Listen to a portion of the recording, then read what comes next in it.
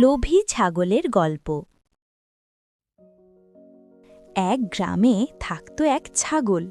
সে খুব শান্ত, কিন্তু ভেতরে ভেতরে ভীষণ হিসেবি।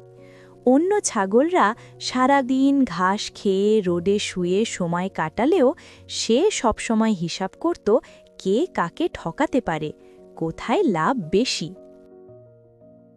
একদিন গ্রামে খরা এলো, ঘাস কমে গেল, সবাই দুশ্চিন্তায় পড়ল।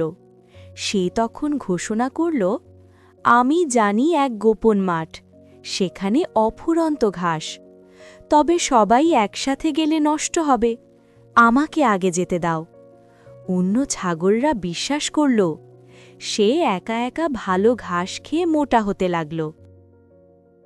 দিন কয়েক পর অন্য ছাগলরা দুর্বল হয়ে পড়ল। তারা ছাগলকে জিজ্ঞেস করল মাঠের কথা। সে বলল, ঘাস শেষ হয়ে গেছে, ভাগ্য খারাপ। আসলে সে প্রতিদিন চুপি চুপি সেই মাঠে যেত। কিন্তু একদিন সে লক্ষ্য করল তার শরীর ভারী হয়ে গেছে, পাহাড়ি পথে চলতে তার কষ্ট হয়। ঠিক সেই দিনই বন্য কুকুর গ্রামে ঢুকল। অন্য ছাগলরা দ্রুত পালালো, কিন্তু সে দৌড়াতে পারল না।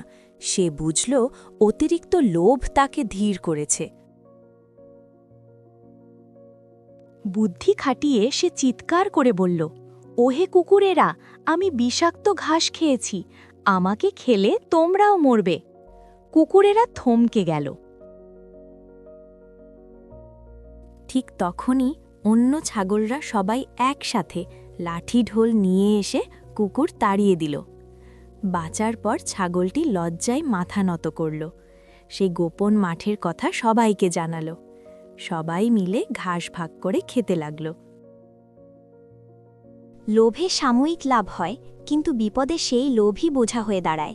বুদ্ধি শুধু নিজের জন্য নয়, সবার জন্য ব্যবহার করলেই সত্যিকারের রক্ষা আসে। Thank you.